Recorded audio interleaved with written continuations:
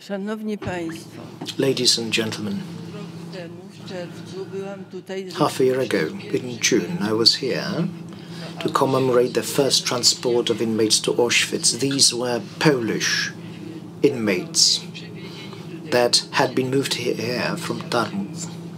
728 people altogether. This was the 84th anniversary of the first transport. This is the 80th anniversary of the camp liberation, when the camp stopped its operation. 4.5 years. This is how the camp operated. Now, this camp changed significantly. Originally, it was a camp for political prisoners, people who were not happy with German occupation. These were mostly Poles, mostly adults. Then, Poles were no longer allowed to form associations, including scouting. This is when younger people, boys, would be moved here, teenage boys, for their activity in the scouting, Polish scouting movement. So, for a time, most of the inmates were Poles here. Then, this camp turned into a camp for Soviet POWs. Tens of thousands of POWs were moved here. But these were not, or rather this camp became a labor camp. So firstly, in August, those Russians and Poles would become subjects. They were used to test various killing gases to see which gas would be the most efficient. Then in September 1941, those Soviet POWs that survived were moved to Brzezinka, the village of Brzezinka. This is where we are, and this is when then started building the Birkenau camp. And they worked throughout a very heavy winter. Remember, winters here were truly tragic. Lots of poverty, lots of very hard work, and little to eat. If you disliked anything, you would be killed. March 1942, this is when the camp was commissioned. 12,000 survivors were moved here, but only 500 survived. Once Birkenau was ready, women would be brought in, because until that point there had been no women. Women from Poland and from all over Europe. Belgians, French, Czech, Romanian women, and most of them were Polish. Now, the operators of the camp, which gas worked the best, which is when they started building gas chambers. In autumn, they started the construction of the gas chambers and the crematoria. April next year, the crematoria were ready, so were the gas chambers. And that is when it was no longer a POW camp, a Soviet camp. This is when the killing machine started its operation. This is when the killing factory started its operation. All they would do here would be killing people. Some people would be moved to other camps, but most would be exterminated. It is difficult to calculate all the people killed here. Most would be registered, marked, but many a time inmates, people would be brought in here from other countries, and they would be driven directly to gas chambers and crematoria. It is calculated that around 1 million Jews were murdered this way, so they would be taken directly from the ramp to the gas chambers. Nobody knows exactly how many people died here. Now, the year was 1943. Apart from Jews and Aryan people from all over Europe and other continents, including Asia and North America, they would bring in Roma. They called it the Gypsy camp. Roma and Sinti would be put there. They called it the family camp. Families would be brought in here, Roma with their wives and children. Dr. Mengele would take care of them. Even before the war, Mengele actually had conducted experiments aimed at proving that the German race was superior. All the others were inferior, and the Jews and the Roma were basically inhuman, so they should be exterminated. The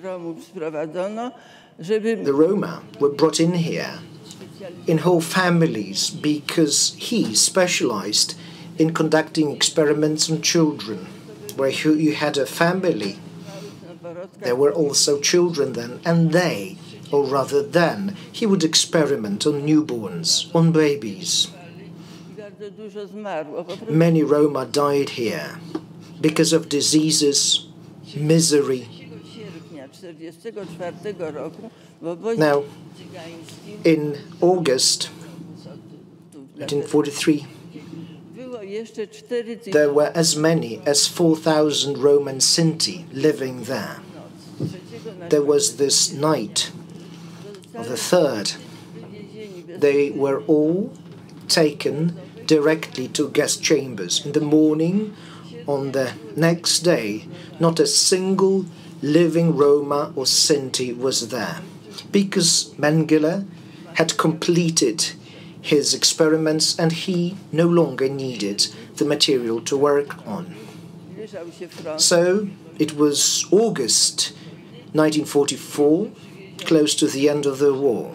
That is when the uprising broke out on the 1st of August. It was an uprising against the Germans. The Germans were to leave the city because the Soviets, the Russians, were on the other side of on the other bank of the river. Poles rose because they wanted to win the capital, but the Germans would return and started destroying the capital. They were given orders to flatten the city. All the inhabitants of the city were to be exterminated. In the first 6 days, in the district of Wola, 50,000 civilians were killed. They would be dragged out of their homes and flats and shot on the street. Their houses would be set on fire. I lived in the very same neighborhood. So a bit later, they would be there too. A special camp was set up close to Warsaw. The houses would be set on fire. People would be brought to this camp in Pruszków, a temporary camp, and segregation would take place there. Those who couldn't work would be taken first to Germany for forced labor, and then they would be moved to concentration camps. August the 12th, this is when I was transported here to Auschwitz-Birkenau. Tens of thousands of Warsavians were moved here. Many women were moved to Ravensbrück and men to Buchenwald and other camps in Germany. Also, here, nastąpiło wyzwolenie, to święto, które dzisiaj obchodzimy. So, what are we celebrating today? We are celebrating the liberation. This is when the camp stopped its operation. When it happened, there were few inmates. The Germans were truly perfidious. You could hear the shots of approaching front line, and yet they decided to take the inmates out of the camp and move them elsewhere. So those that had stayed were the sick, the young, pregnant women. So when the camp was liberated, basically only 5 to 10% of inmates were liberated. 100,000 inmates were taken out of here. They were forced on the death march to Wodzisław Śląski and then to other camps. Ravensbrück and one more camp were my stopovers. So I was liberated truly later. People use this expression, prison or concentration camp. It seems innocuous. People were kept there. But the thing is, this camp had been undergoing a number of metamorphoses until it moved into a killing site. I would like to read a quote to you. The war finished in 1945. People all over the world were in euphoria.